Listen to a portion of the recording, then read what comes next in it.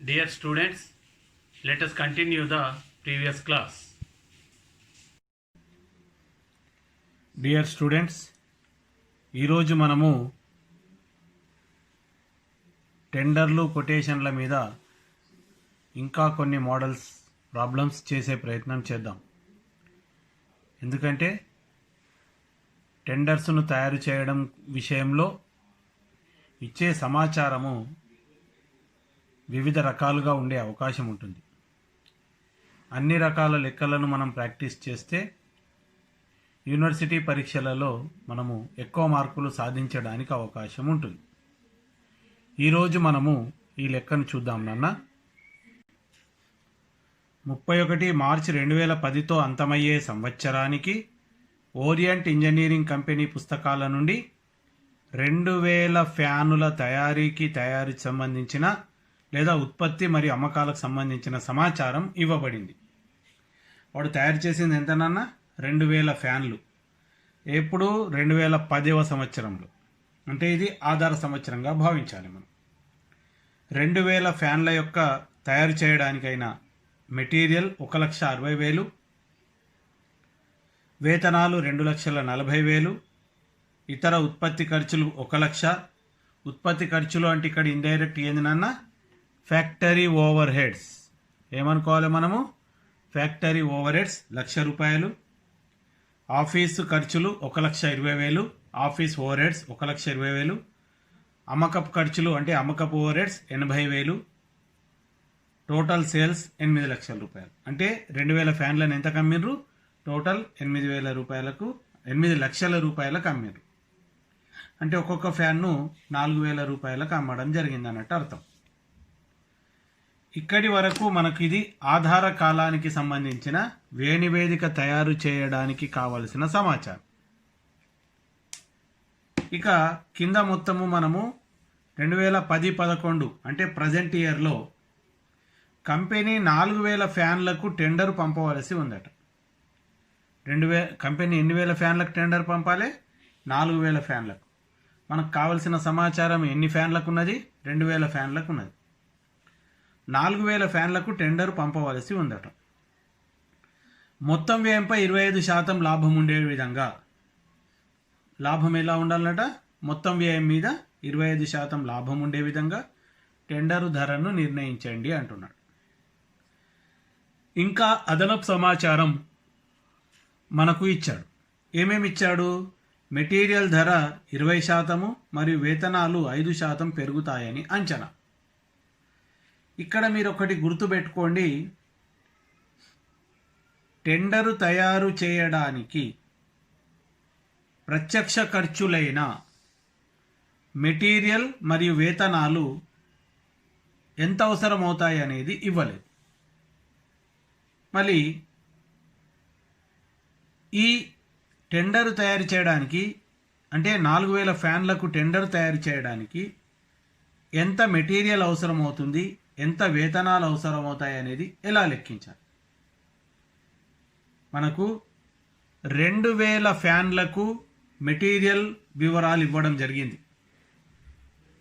2,000 ఫ్యాన్లకు ఎంత మెటీరియల్ పడుతుంది, 2,000 ఫ్యాన్లకు ఎంత వేతనాలు పడతాయి అనేది ఇవ్వడం జరిగింది.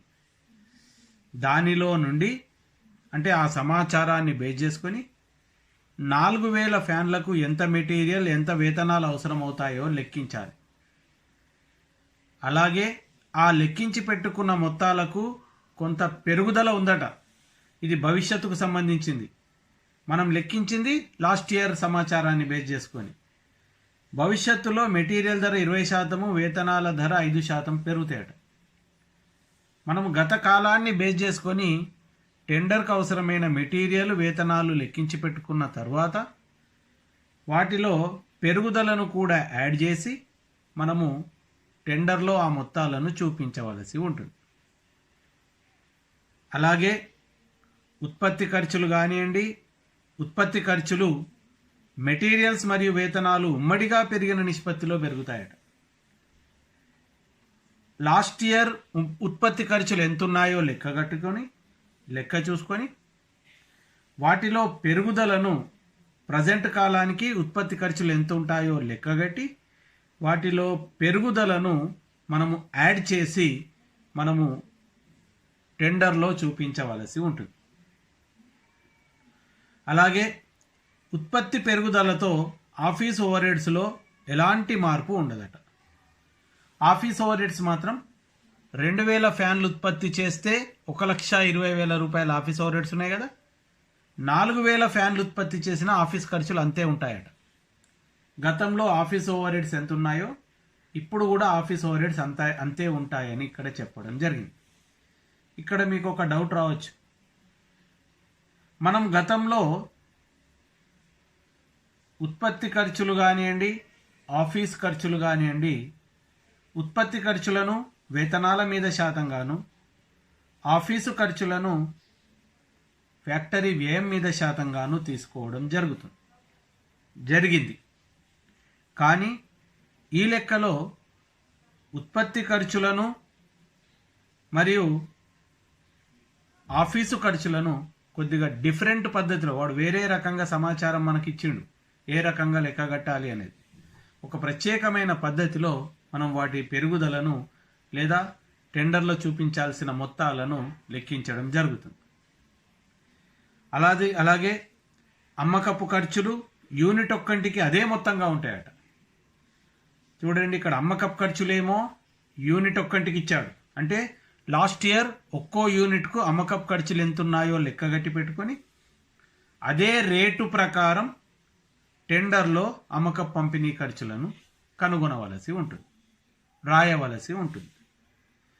ఇక్కడ మీకు కొద్దిగా వర్కింగ్ చాలా ఇంపార్టెంట్. ఇక్కడ టెండర్ తయారు చేయడానికి మెటీరియల్ వాల్యూ ఇవ్వలేదు, వేతనాల వాల్యూ ఇవ్వలేదు, అవి ప్రత్యక్ష ఖర్చులు. కానీ వాడు ఏమంటున్నాడు, మనకు లెక్కలో ఇచ్చిన సమాచారం ఎలా ఉంది, మెటీరియల్ ధరలు వేతనాల ధరలు లాస్ట్ ఇయర్ కన్నా 5% పెరుగుతాయి అంటున్నాడు. కాబట్టి లాస్ట్ ఇయర్ మెటీరియల్ ధరలు ఎంతున్నాయో లెక్కగట్టి ఆ ధరల ప్రకారం పెరుగుదలను కూడా పరిగణనలోకి తీసుకుంటూ ప్రస్తుత కాలంలో మెటీరియల్ మరియు వేతనాలను కనుగొని టెండర్లో రాయవలసి ఉంటుంది. అలాగే ఉత్పత్తి ఖర్చులను మనము ఎలా లెక్కించాలో ఒక సూచన చేయడం జరిగింది. ఆ సూచన ప్రకారం లెక్కించి రాస్తాం. ఉత్పత్తి పెరిగినప్పటికీ ఆఫీసు ఖర్చులలో మార్పు ఉండదని చెప్తున్నాడు, అలాగే తీసుకుందాం. అమ్మక పంపిణీ ఖర్చులను మాత్రం యూనిట్ ఒక్కంటికి రేటు ఆధారంగా లెక్కించమని కోరుతున్నాడు, అలాగే తీసుకుందాం. మనం ఇప్పుడు ఈ లెక్కను సాల్వ్ చేసే ప్రయత్నం చేద్దాం నాన్న. మనము ఈ లెక్కను సాల్వ్ చేయాలంటే మనం మొదట 31 మార్చి 2010తో అంతమయ్యే సంవత్సరానికి ఆధార వ్యయ నివేదికను తయారు చేయాలి. ఆ తర్వాత 2010-11 సంవత్సరానికి 4000 ఫ్యాన్లకు టెండర్ నివేదికను తయారు చేయాలి. మొదట ఆధార నివేదికను తయారు చేద్దాం. ఆధార నివేదికను తయారు చేసేటప్పుడే ఆధార వ్యయ నివేదికలో మొత్తం వరుసను మరియు యూనిట్ వరుసను తీసుకుందాం. ఎందుకంటే ఇక్కడ టెండరు తయారు చేయడానికి మెటీరియల్స్, వేతనాలు, ఇతరత్రా ఉత్పత్తి ఖర్చులు మొదలగునవన్నీ కూడా గత కాలాన్ని బేస్ చేసుకొని ఏవైతే ఇవ్వడం జరిగిందో, ఎలా లెక్కించాలో ఇవ్వడం జరిగింది. కాబట్టి మనము దానికి అనుకూలంగా ఉండేటట్టుగా మనం ఏం చేద్దాం నాన్న, ఈ లెక్కలో మనము ఆధార కాలానికి అంటే 31/3/2010తో అంతమయ్యే సంవత్సరానికి ఆధార వ్యయ నివేదికను యూనిట్ వ్యయము మరియు 2000 యూనిట్ల మొత్తం వ్యయంగా వరుసలుగా చూపించడం జరిగింది. ఎందుకు అనేది మీకు టెండరు తయారు చేసేటప్పుడు అర్థం కావడానికి అవకాశం ఉంది. ఆధార కాలానికి వ్యయ నివేదిక తయారు చేసేటప్పుడు మొదట ఏమేమి తీసుకోవాలి, ఇందులో మెటీరియల్స్, వేతనాలు, ఇస్తే ప్రత్యక్ష ఖర్చులు, వినియోగించిన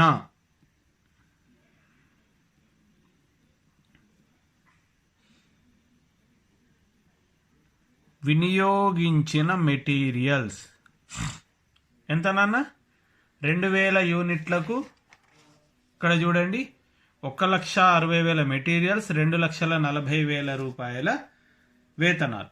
ఉత్పత్తి అయిన యూనిట్లు ఎన్ని? 2000 ఫ్యాన్లు. ఇది గుర్తుపెట్టుకోండి.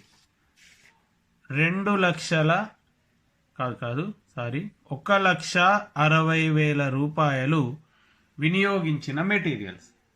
ఎన్ని వేల యూనిట్లకు? 2000 యూనిట్లకు. దీన్ని యూనిట్ వ్యయం కింద మారుద్దాం. యూనిట్ వ్యయం కింద మారవాలంటే ఏం చేయాలి? మెటీరియల్స్ వ్యయాన్ని యూనిట్ల సంఖ్య చేత భాగించండి. 1,60,000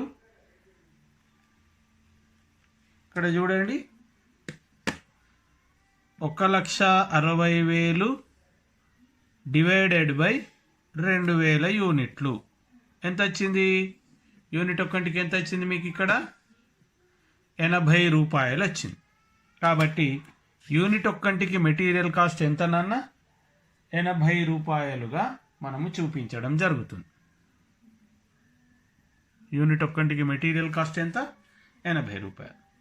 అలాగే వేతనాలు. ఇంతకు ముందే మనం వేతనాలు ఎంత అని చెప్పుకున్నాం? 2,40,000 రూపాయలు. 2,40,000 రూపాయలు మొత్తం వ్యయము. ఎన్ని యూనిట్లకు? 2000 యూనిట్లకు. యూనిట్ వ్యయం అంటే ఎలా లెక్క పెట్టాలి? 2,40,000ను 2000తో భాగిస్తే 120 రూపాయలు. ఒక యూనిట్ తయారు చేయడానికి అయిన వేతనాలు. ఇప్పుడు వీటిని కూడి పెట్టుకుందాం. యూనిట్ వ్యయం ఎంత వస్తుంది? 200 రూపాయలు. ఇదెంత వస్తుంది? 4,00,000 రూపాయలు.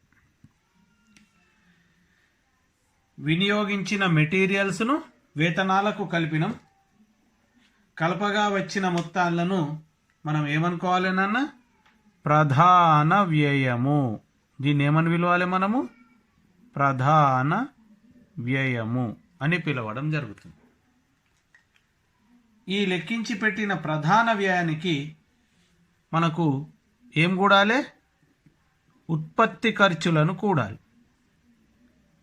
ఉత్పత్తి ఖర్చులు అంటే ఇండైరెక్ట్గా ఏమని చెప్పాను నేను? Factory over heads.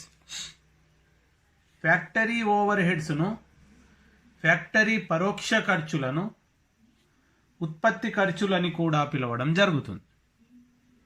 కాబట్టి మనం ఉత్పత్తి ఖర్చులను ప్రధాన వ్యయానికి కలిపితే మనకు ఫ్యాక్టరీ వ్యయం ఎంతో మనకు తెలుస్తుంది.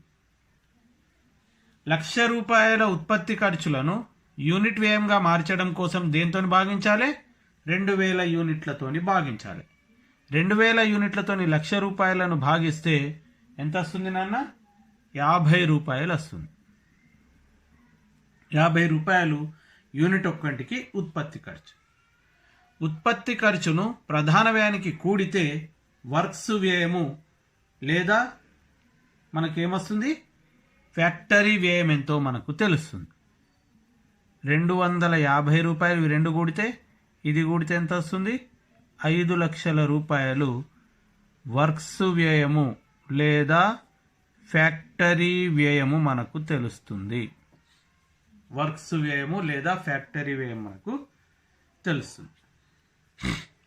లెక్కించి పెట్టిన వర్క్స్ వ్యయానికి మనం ఏం కూడాలి నాన్న? వర్క్స్ వ్యయానికి ఏం కూడాలి? ఆఫీసు ఖర్చులను కూడాలి. ఆఫీస్ ఖర్చులు ఎంత ఉన్నాయి? 1,20,000 రూపాయలు. ఆఫీసు ఖర్చులు ఎంత ఉన్నాయి? 1,20,000 రూపాయలు. 2000 యూనిట్లకు మొత్తం వ్యయము. దానికి యూనిట్ వ్యయం లెక్క పెట్టాలంటే ఏం చేయాలి నాన్న? 1,20,000ను 2000తో భాగిస్తే 60 రూపాయలు యూనిట్ వ్యయం. ఆఫీసు ఖర్చులను వర్క్స్ వ్యయానికి కూడుదాం. 310 రూపాయలు యూనిట్ వ్యయము. 6,20,000 రూపాయలు 2000 యూనిట్ల మొత్తం వ్యయం. దీన్ని ఏమని పిలవాలి మనము? ఉత్పత్తి వ్యయము లేదా ఆఫీసు వ్యయము. మనం ఇక్కడ ఉత్పత్తి వ్యయం అని రాద్దాం. లేదా ఆఫీస్ అని కూడా పిలవచ్చు అని చెప్పాను కదా, ఆఫీస్ అని కూడా రాసుకుందాం గుర్తు కోసం. ఇవన్నీ మన ప్రాక్టీస్ లెక్కలు కాబట్టి ఎట్లా రాసుకున్నా తప్పు లేదు. ఉత్పత్తి వ్యయానికి మనం ఏం కూడాలన్నా? అమ్మకం ఖర్చులు ఇచ్చాడు కదా లెక్కలో. అమ్మకం ఖర్చులు ఎంత? 80,000 రూపాయలు. అమ్మకం ఖర్చులను కలపండి. అమ్మకం ఖర్చులు ఎంత? 80,000 రూపాయలు. మొత్తం 80,000 2000 యూనిట్లకు. యూనిట్కి లెక్క పెడితే ఎంత వస్తుంది? 40 రూపాయలు. 80,000ను 2000తోని భాగించండి. 40 రూపాయలు యూనిట్ ఒక్కటికి అమ్మకం ఖర్చు. 350 రూపాయలు. ఇక్కడ మీకు ఒక డౌట్ రావచ్చు, ఎందుకు ఈ యూనిట్ వ్యయాన్ని కనుక్కుంటున్నామంటే టెండర్ తయారు చేసేటప్పుడు ఈ యూనిట్ వ్యయాలను బేస్ చేసుకొనే మనం టెండర్ను తయారు చేస్తాం. ఈ లెక్కలో ఇక్కడ వేతనాల మీద ఫ్యాక్టరీ ఓవర్హెడ్ శాతం కానీ, వర్క్స్ వే మీద ఆఫీస్ ఓవర్హెడ్ శాతం కానీ లెక్కించాల్సిన అవసరం ఈ లెక్కలో లేదు. ఈ లెక్కలో ఇచ్చిన సమాచారాన్ని బేస్ చేసుకొని యూనిట్ వ్యయం ప్రాతిపదికగానే మనము టెండర్ను తయారు చేయడం జరుగుతుంది. కాబట్టి 40 రూపాయలు ప్లస్ 310 350 రూపాయలు మొత్తం అవుతుంది. ఇది ఎంత అవుతుంది? 7 లక్షల రూపాయలు. దీన్ని మనం ఏమని పిలవాలన్నా? అమ్మకాల వ్యయము, అమ్మకపు వ్యయము, అమ్మకాల వ్యయము. ఏ పేరుతో పిలిచినా తప్పులేదు. లెక్కించి పెట్టుకున్న అమ్మక వ్యయానికి మనం లాభాన్ని జోడించాలి. లాభాన్ని జోడించాలి అంటే మనం ఏం చేయాలన్నా? ఇక్కడ అమ్మకాలు రాయాలి. అమ్మకాలు ఎంత ఉన్నాయనన్నా? 8 లక్షల రూపాయలు అమ్మకాలు. లెక్కలో ఆధార కాలానికి అమ్మకాలు ఇచ్చిండు కాబట్టి అమ్మకాలు 8 లక్షల రూపాయలను మొత్తం వరుసలో రాసి అమ్మకపు వ్యయాన్ని తీసివేస్తే లాభం ఎంత వచ్చింది నాన్న? 1,00,000 రూపాయల లాభం వచ్చింది. అమ్మకాలు ఇచ్చాడు కాబట్టి అమ్మకాల నుండి అమ్మకపు వ్యయాన్ని తీసివేస్తే లాభం ఎంతో తెలుస్తుంది. యూనిట్ ఒక్కటికి లాభం కూడా లెక్కించి పెట్టుకుందాం, ఇబ్బంది ఏమీ లేదు కదా. యూనిట్ ఒక్కటికి అమ్మకపు ధర ఎంత? మళ్ళీ ఇప్పుడు యూనిట్ ఒక్కటికి వరుస ఇది. అమ్మకాలు ఎంత ఉండాలి? యూనిట్ ఒక్కటికి ఉండాలి. యూనిట్ ఒక్కటికి అమ్మకపు ధర ఎంత ఎలా తెలుస్తుంది? యూనిట్ అమ్మకపు ధర, యూనిట్ అమ్మకపు ధర ఈజ్ ఈక్వల్ మొత్తం అమ్మకాలు బై యూనిట్ల సంఖ్య. ఎంత అవుతుంది నాన్న? 400 రూపాయలు. ఒక్కొక్క యూనిట్ యొక్క అమ్మకపు ధర ఎంత నాన్న? 400 రూపాయలు. మొత్తం అమ్మకాలను యూనిట్ల సంఖ్య చేత భాగిస్తే యూనిట్ అమ్మకపు ధర తెలిసింది ఎంత? 400 రూపాయలు యూనిట్ అమ్మకపు ధర. యూనిట్ అమ్మకపు ధర నుండి యూనిట్ అమ్మకపు వ్యయాన్ని తీసేస్తే యూనిట్ ఒక్కటికి లాభం ఎంత వచ్చింది నాన్న? 50 రూపాయలుగా మనం చెప్పవచ్చు. ఇదంతా కేవలం ఆధార వ్యయ నివేదిక మాత్రమే. ఇప్పుడు మనం చేసిందంతా కూడా ఆధార వ్యయ నివేదిక మాత్రమే. ఈ ఆధార వ్యయ నివేదికను ఎలా తయారు చేసాం మనము? మొత్తం వ్యయాన్ని ఒక వరుసలోను యూనిట్ వ్యయాన్ని మరొక వరుసలోను చూపుతూ ఆధార వ్యయ నివేదికను తయారు చేశాం. ఎందుకంటే ఈ లెక్కలో టెండరు తయారు చేయడానికి యూనిట్ వ్యయం యొక్క అవసరం మనకు కలుగుతుంది. యూనిట్ వ్యయాన్ని ఆధారంగా చేసుకునే టెండర్ను తయారు చేస్తాము. కాబట్టి ఇక్కడ యూనిట్ వ్యయాన్ని మనము లెక్కించడం జరిగింది. ఇప్పుడు మనము టెండరు తయారీకి పూనుకుందాం, మొదలు పెడదాం. టెండర్ తయారీ మొదలు పెడదాం. ఇక్కడ చూడండి, మనకు 2010-11 సంవత్సరంలో 4,000 ఫ్యానులకు టెండరు పంపవలసి ఉంది అన్నాడు. కాబట్టి ఇక్కడ 4,000 ఫ్యాన్ల యొక్క మనము టెండరు నివేదికను తయారు చేస్తున్నాం. 2010-11 సంవత్సరంలో 4,000 ఫ్యానుల టెండరు నివేదిక అని అంటున్నాం. ఇక్కడ కూడా మనము వివరాల వరుస, యూనిట్ వ్యయము మరియు మొత్తం వ్యయాన్ని 4,000 ఫ్యాన్ల యొక్క మొత్తం వ్యయాన్ని 3 వరుసలుగా చూపించడం జరిగింది. మొదట మెటీరియల్ తీసుకోవాలి. వినియోగించిన మెటీరియల్,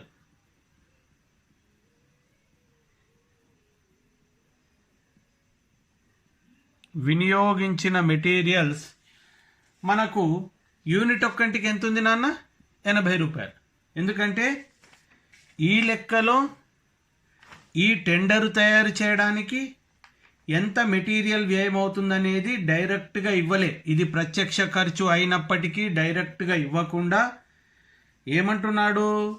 మెటీరియల్ ధర అంటే యూనిట్ ఒక్కంటికి మెటీరియల్ ధర గత సంవత్సరం కన్నా 20% పెరుగుతాయి అంటున్నాడు. 20% పెరుగుతాయని అంచనా అంటున్నాడు. అంటే లాస్ట్ ఇయర్ మెటీరియల్ రేటు ప్రకారము మనము టెండర్లో మెటీరియల్ను తీసుకుంటూ అవసరమైన పెరుగుదలను కూడా దానికి జోడించాలి. లాస్ట్ ఇయర్ మెటీరియల్ ధర ఎంత ఉంది నాన్న? లాస్ట్ ఇయర్ మెటీరియల్ యొక్క ధర 80 రూపాయలు ఉంది. ఈ సంవత్సరం 80 రూపాయలే ఉంటుందా? ఉండదు. ఈ సంవత్సరం మెటీరియల్ యొక్క ధర ఎంత అంటే లాస్ట్ ఇయర్ 80 రూపాయలు ఉంది. ఈ సంవత్సరం దానికి 20% ఇంక్రీజ్ అవుతుంది, ధర పెరుగుతుంది. మనం ఇక్కడ వర్కింగ్ నోట్స్లో రాసుకుందాం. 2010 సంవత్సరంలో మెటీరియల్ ధర ఎంత నాన్న? 80 రూపాయలు. దీని మీద 2011 సంవత్సరంలో పెరుగుదల ఎంతుంది నాన్న? 20% అంటున్నాడు. అంటే 80 రూపాయల మీద 20%. 80 రూపాయల మీద 20% అంటే ఎంత అవుతుంది? 216. 16 రూపాయలు ఇంక్రీజ్ అవుతుంది ధర. అంటే 2011 సంవత్సరంలో అంటే టెండరు సమర్పించే సంవత్సరంలో యూనిట్ ఒక్కంటికి మెటీరియల్ ధర ఎంత అవుతుంది నాన్న? 96 రూపాయలు అవుతుంది. 96 రూపాయలు అవుతుంది. అవునా? ఈ ధర ప్రకారమే మనం ఇక్కడ మెటీరియల్ను తీసుకోవలసి ఉంటుంది. 96 రూపాయలు యూనిట్ ఒక్కంటికి మెటీరియల్ ధర అవుతుంది. ఇప్పుడు మనము టెండర్ తయారు చేయడానికి ఎంతెంత మెటీరియల్ పడుతుంది? ఒక్కొక్క యూనిట్కు 96 రూపాయలు. మనము 4000 ఫ్యాన్లకు టెండర్ తయారు చేయాలి కాబట్టి 4000 ఫ్యాన్లకు ఎంత అవుతుందో లెక్కిద్దాం. ఎలా లెక్కించాలి? 4000 ఫ్యాన్లు ఇంటూ యూనిట్ ఒక్కంటికి ఎంత? 96. 4000 ఇంటూ 96 వేస్తే మనకు తెలుస్తుంది ఎంత? 3,84,000 రూపాయలు. ఎట్టా వచ్చింది 3,84,000 రూపాయలు? 4000 ఫ్యానులు ఇంటూ 4000 ఇంటూ 96 రూపాయలు. డౌట్ ఉంటే ఇక్కడ రాద్దాం. ఇక్కడ 4000 ఫ్యాన్లు ఇంటూ అవసరం లేదు, 4000 ఫ్యాన్లు ఇంటూ 96 రూపాయలు మొత్తం వినియోగించిన మెటీరియల్స్. అలాగే వేతనాలు. వేతనాలు గత సంవత్సరంలో ఎలా ఉన్నాయి? గత సంవత్సరంలో యూనిట్ ఒక్కంటికి వేతనాలు ఎంత నాన్న? 120 రూపాయలు. ఈ సంవత్సరంలో ఏమంటున్నాడు? వేతనాలు 5% పెరుగుతాయి అంటున్నాడు. వేతనాల ధర ఇక్కడ క్లియర్ ఇవ్వాలి. ఇక్కడ వేతనాల ధర 5% పెరుగుతుందట. గత సంవత్సరం వేతనాలు ఎంత ఉన్నాయి? యూనిట్ ఒక్కంటికి 120 రూపాయలు. 120 రూపాయలు లాస్ట్ ఇయర్ ఉన్నాయి ఒక్కొక్క యూనిట్కు. ఇక్కడ వర్కింగ్ నోట్స్ చేసి పెట్టుకుందాం మళ్ళీ. 2010 సంవత్సరంలో వేతనాలు ఎంత నాన్న? 120 రూపాయలు. 2011 సంవత్సరంలో పెరుగుదల ఎంత నాన్న? పెరుగుదల 120 రూపాయల మీద 2011 సంవత్సరంలో 120 రూపాయల మీద ఎంత శాతము? 5%. 5% పెరుగుతాయి. అంటే ఎంత పెరుగుతాయి? 6 రూపాయలు. 120 రూపాయల మీద 5% అంటే 6 రూపాయలు పెరుగుతుంది. టోటల్ వేతనపు ధర ఎంత? ప్రజెంట్ ఇయర్ వేతనాల ధర ఎంత? ఒక్కొక్క యూనిట్కు వేతనాలు ఎంత అవుతాయి? 126 రూపాయలు. కాబట్టి 126 రూపాయలు మనం ఇక్కడ తీసుకుందాం. ఒక్కొక్క యూనిట్కు 126 రూపాయల చొప్పున 4000 యూనిట్లకు ఎంత అవుతుంది నాన్న? 5,04,000 రూపాయలు వేతనాల మొత్తం అవుతుంది. 4000 ఫ్యాన్లు ఇంటూ 126 రూపాయలు, 5,04,000 రూపాయలు వేతనాల మొత్తం అవుతుంది. వీటిని కూడుదాం. కూడితే ఎంత వస్తుంది? యూనిట్ ధరనేమో 222 రూపాయలు వస్తుంది. ఇవి కూడితే ఈ మొత్తాన్ని కూడితే 8,80,8,000 రూపాయలు వస్తుంది. కూడండి. దీనిని మనం ఏమందాం నాన్న? ప్రధాన వ్యయము. దీనిని ఏమని పిలుస్తాం మనము? ప్రధాన వ్యయము. వినియోగించిన మెటీరియల్స్కు మనము వేతనాలను కూడినాం. వినియోగించిన మెటీరియల్స్ కూడా చూడండి, మనం లాస్ట్ ఇయర్ రేట్సే తీసుకోలే. లాస్ట్ ఇయర్ రేట్స్కు మనం ఏం చేసినాం? పెరుగుదలలను యాడ్ చేసినాం. పెరుగుదలలను మనం ఏం చేసినాం నాన్న? యాడ్ చేసినాం. మెటీరియల్స్ పెరుగుదలను మరియు ఇంకేంటి వేతనాలలో పెరుగుదలను పాత రేట్లకు యాడ్ చేసి కొత్త రేట్ల ప్రకారమే మెటీరియల్స్ వినియోగించిన మెటీరియల్స్ వినియోగించిన వేతనాలను మనం కనుక్కొని చూపడం జరిగింది. ఇక తర్వాత దీనికి ఏం చేయాలన్నా? ఉత్పత్తి ఖర్చులను కలపాలి. ఉత్పత్తి ఖర్చులు కలపాలి. ఉత్పత్తి ఖర్చులను కలపాలి. ఉత్పత్తి ఖర్చులను ఎలా లెక్కించాలి? లాస్ట్ ఇయర్ ఉత్పత్తి ఖర్చులు ఎంత ఉన్నాయి నాన్న? యూనిట్కు ఉత్పత్తి ఖర్చు ఎంత? లాస్ట్ ఇయర్ యూనిట్కు ఉత్పత్తి ఖర్చు 50 రూపాయలు. ఇదే రేటును ఇక్కడ కూడా తీసుకుందాం, కానీ ఒక చిన్న సూచన వాడు చేయడం జరిగింది. ఏమంటున్నాడు? ఉత్పత్తి ఖర్చులు మెటీరియల్స్ మరియు వేతనాలు ఉమ్మడిగా పెరిగిన నిష్పత్తిలో పెరుగుతాయి అంటున్నాడు. ఇంతకు ముందేమో మెటీరియల్స్ ధర 20% పెరుగుతుంది, వేతనాల ధర 5% పెరుగుతుంది లాస్ట్ ఇయర్ కన్నా అని క్లియర్గా చెప్పడం జరిగింది. కానీ ఉత్పత్తి ఖర్చులు ఏ నిష్పత్తిలో పెరుగుతాయో నేరుగా ఇవ్వకుండా లాస్ట్ ఇయర్ ప్రజెంట్ ఇయర్లో మెటీరియల్స్ వేతనాలు కలిసి ఉమ్మడిగా ఎంత నిష్పత్తిలో పెరిగినాయో, ఉమ్మడిగా పెరిగిన నిష్పత్తి ఎంతో ఆ నిష్పత్తిలో ఉత్పత్తి ఖర్చులు పెరుగుతాయి అంటున్నాడు. మెటీరియల్స్ మరియు వేతనాలు ఉమ్మడిగా పెరిగిన నిష్పత్తిని ఎలా లెక్కించాలి? దీనికోసం మనం ఏం చేయాలన్నా?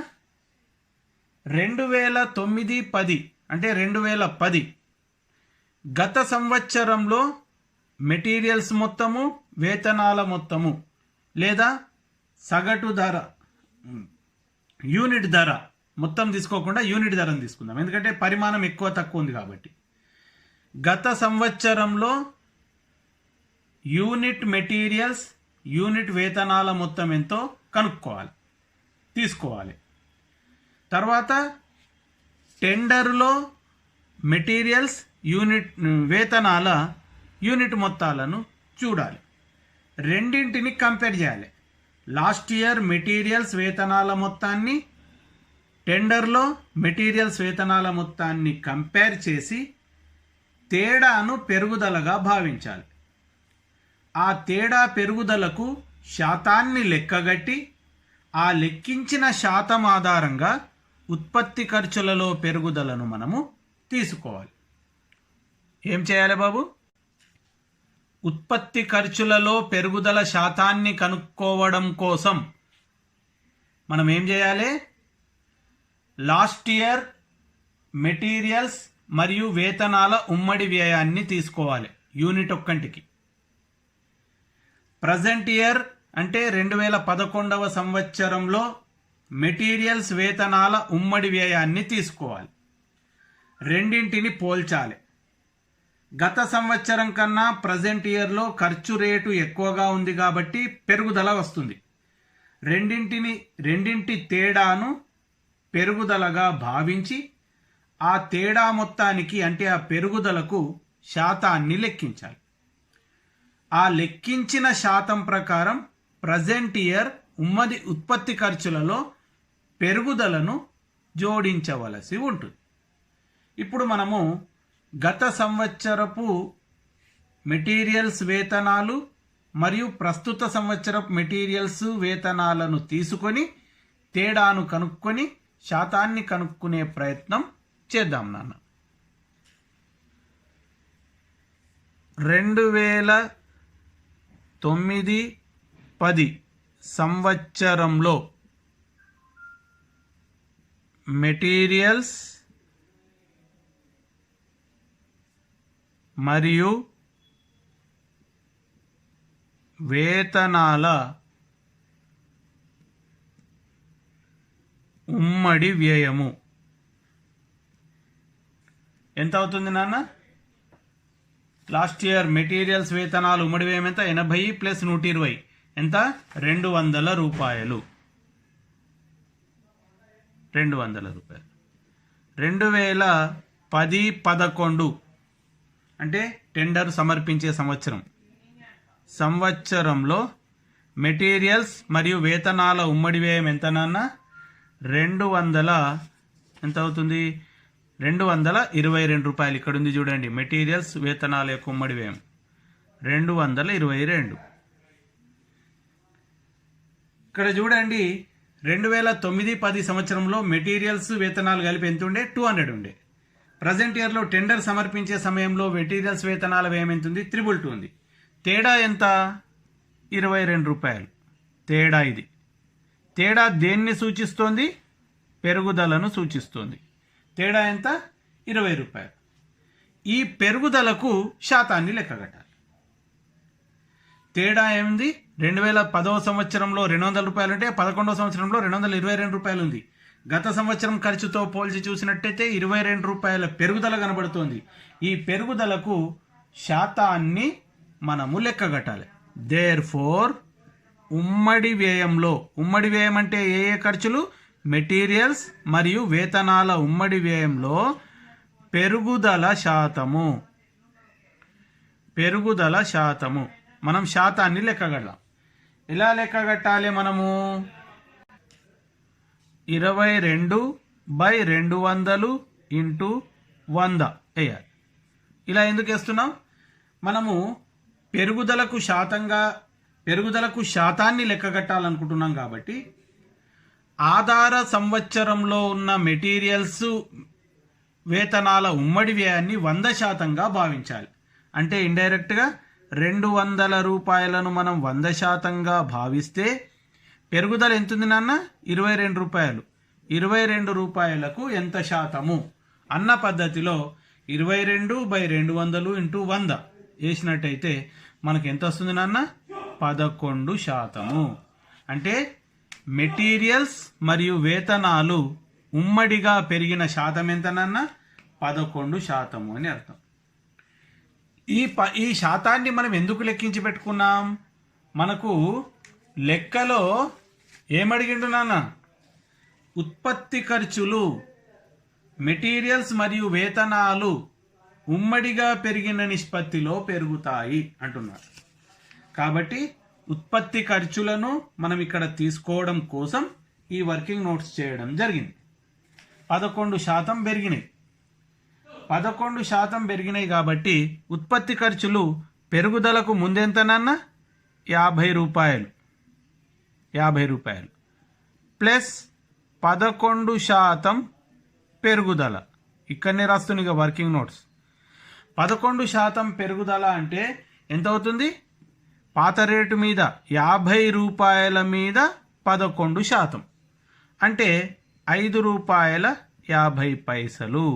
అంటే 55 రూపాయల 50 పైసలు యూనిట్ ఒక్కంటికి ఉత్పత్తి ఖర్చు.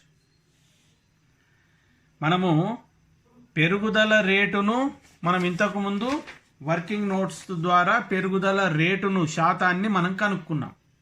మెటీరియల్స్ మరియు వేతనాలు ఉమ్మడిగా పెరిగిన నిష్పత్తిని లేదా శాతాన్ని మనం కనుక్కున్నాం.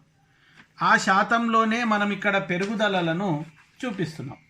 గత సంవత్సరం ఉత్పత్తి ఖర్చులు ఎంత? 50 రూపాయలు. ఇక్కడ చూడండి, గత సంవత్సరం ఉత్పత్తి ఖర్చు 50 రూపాయలు.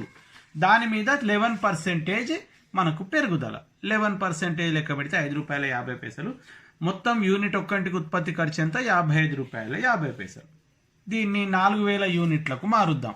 అంటే 4000 ఇంటూ ₹55.50 వేస్తే ఎంత వస్తుంది? ₹2,22,000 వస్తుంది. ఇది ఎక్కడికి వెళ్ళి వచ్చింది? 4000 ఇంటూ ₹55.50 వేస్తే మనకు మొత్తం ఉత్పత్తి ఖర్చులు ఎంతో, 4000 ఫ్యాన్లను తయారు చేయడానికి ఉత్పత్తి ఖర్చులు ఎంతో మనకు తెలుస్తుంది. ఇప్పుడు ఇది కూడినట్టయితే ₹277.50 ఏమో యూనిట్ వ్యయం వస్తుంది. దీన్ని కూడితే 11,10,000 మనకు వస్తుంది. చూడండి, 8 2 10 11 11 11,10,000 మనకు వస్తుంది. దీన్ని మనము ఏమనుకోవాలి? ఇప్పుడు మనము వర్క్స్ వ్యయము, మనం వర్క్స్ వ్యయం అనే రాస్తున్నాం కదా లెక్కలో, వర్క్స్ వ్యయము అని మనము దీనిని రాయడం జరుగుతుంది. వర్క్స్ వ్యయానికి మనం ఏం చేయాలన్నా? ఆఫీసు ఖర్చులను కూడాలి. ఆఫీసు ఖర్చులు, ఆఫీసు ఖర్చుల గురించి ఏం సమాచారం ఇచ్చిండో చూద్దాం. లెక్కలో ఏమిచ్చాడు? ఉత్పత్తిలో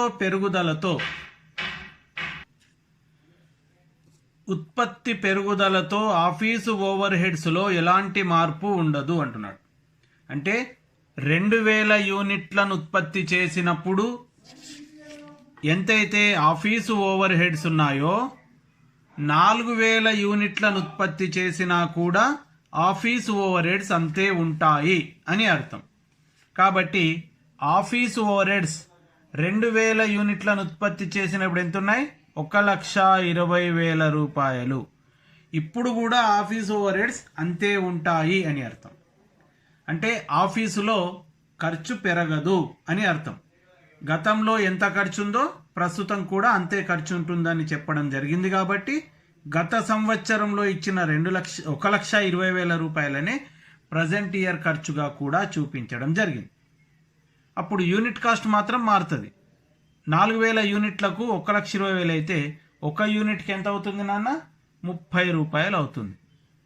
₹30 యూనిట్ ఖర్చు అవుతుంది. యూనిట్ వ్యయాన్ని మనము కూడినట్టయితే ₹307.50, ₹12,30,000 మనకు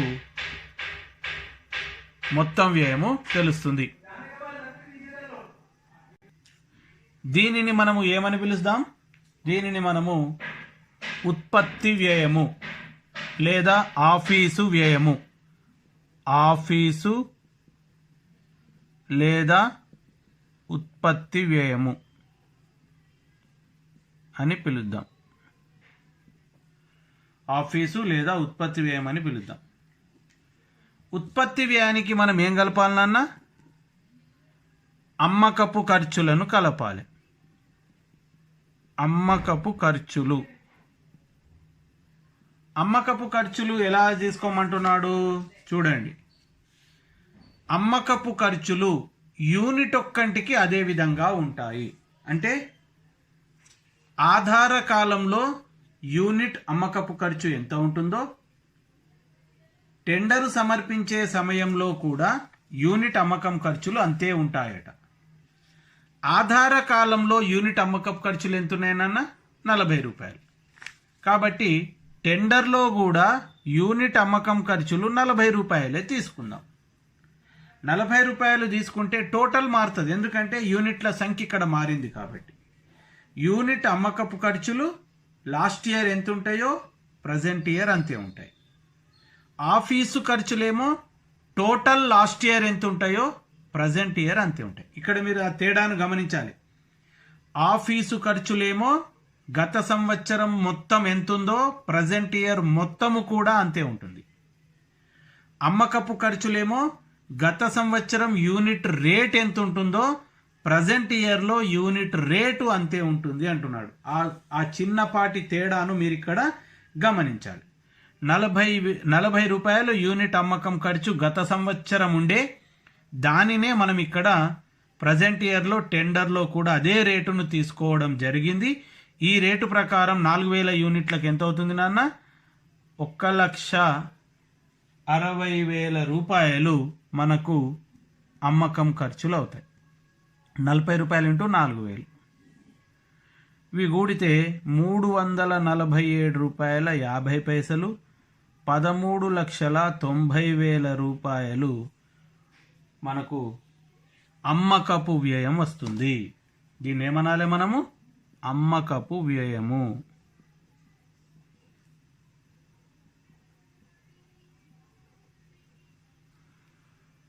అమ్మకపు వ్యయము మనకు తెలుస్తుంది. ఇప్పుడు మనము ఈ టెండరు మీద లాభాన్ని మనం కనుక్కోవాలి అంటే మనం ఏం చేయాలి నాన్న? ఇక్కడ ఈ టెండర్లో అమ్మకాలను మనము రాయాలి, లాభాన్ని రాయాలి, లేదా అమ్మకాలను రాయాలన్నా లాభాన్ని రాయాలన్నా అనేది మనము చూద్దాం. లెక్కలో ఇచ్చిన సమాచారం మీద ఆధారపడి ఉంటుంది. లెక్కలో ఏమన్నాడు? మొత్తం వ్యయంపై 25% లాభం ఉండే విధంగా టెండరు ధరను నిర్ణయించండి అంటున్నాడు. ఇక్కడ మనకు అమ్మకాల వ్యయం వచ్చింది కదా, దీనినే మనము మొత్తం వ్యయము అని కూడా పిలవవచ్చు, లేదా దీనిని ఏమని పిలవచ్చు? మొత్తం వ్యయము, మొత్తం వ్యయము లేదా అమ్మకపు వ్యయము అని పిలవచ్చు. ఈ మొత్తం వ్యయం మీద ఎంత రేటులో లాభం ఉండాలన్నట? 25% లాభం ఉండేటట్టుగా మనకు చూడమని అంటున్నాడు. లాభం. ఇప్పుడు ఏ సూత్రం ఉపయోగించాలి లాభాన్ని లెక్కించడానికి? ఇక్కడ సూత్రం ఏమి ఉపయోగించాలి? లాభ శాతం దేని మీద ఇచ్చాడు? మొత్తం వ్యయంపై. మొత్తం వ్యయంపై లాభ శాతం ఇచ్చినప్పుడు లాభాన్ని లెక్కించడానికి సూత్రం ఏంది? మొత్తం వ్యయము ఇంటూ ఇచ్చిన శాతము బై 100. మొత్తం వ్యయము ఇంటూ ఇచ్చిన శాతము బై 100. మొత్తం వ్యయం ఎంత? ఫస్ట్ అయితే టోటల్కు కనుక్కుందాం. 13,90,000 మొత్తం వ్యయము, ఇచ్చిన లాభ శాతం ఎంత? 25%. అంటే 25/100 వేస్తే మనకు ఎంత వస్తుంది నాన్న లాభము? మొత్తం వ్యయం మీద లాభ శాతం ఇచ్చిన శాతం ప్రకారం లాభాన్ని లెక్కిస్తే 3,47,500 వస్తుందని అనుకుంటున్నా. ఒకసారి చూద్దాం. 13,90,000 ఇంటూ 25/100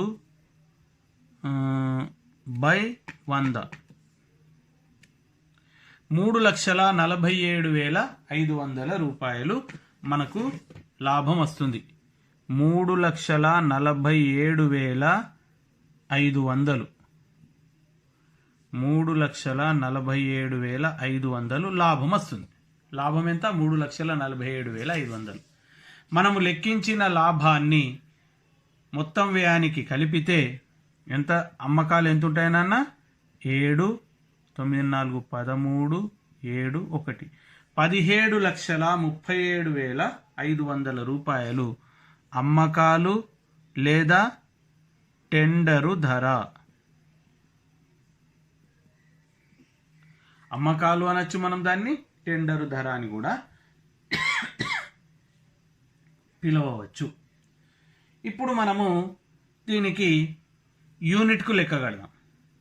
యూనిట్కి లెక్క కట్టాలంటే ఏం చేయాలి? 347 రూపాయల 50 పైసల మీద 25% లెక్క కట్టాలి.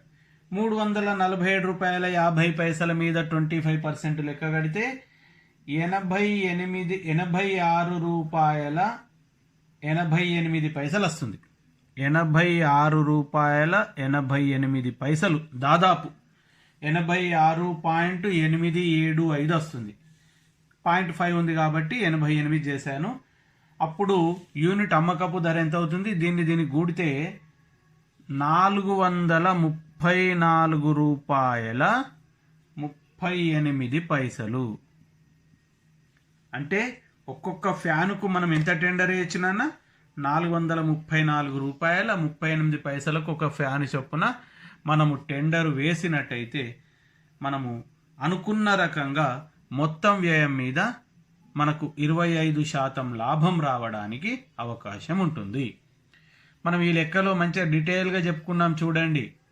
ఇక్కడ ఈ లెక్కను చేయడం వల్ల మనము వినియోగించిన మెటీరియల్స్ కానీ వేతనాలు కానీ వాటిలో పెరుగుదలలు ఉన్నట్టయితే టెండర్లో ఆ పెరుగుదలలను ఎలా చూపించాలి, ఉత్పత్తి ఖర్చులలో పెరుగుదలను ఎలా చూపించాలి అనేది ప్రత్యేకంగా నేర్చుకోవడం జరిగింది. అంతేకాక ఈ లెక్కలో ఆఫీసు ఖర్చులేమో గత సంవత్సరం మొత్తమే ఉంటాయని చెప్పడం జరిగింది. అమ్మక పంపిణీ ఖర్చులేమో గత సంవత్సరపు రేటు ప్రకారం ఉంటాయని చెప్పడం జరిగింది.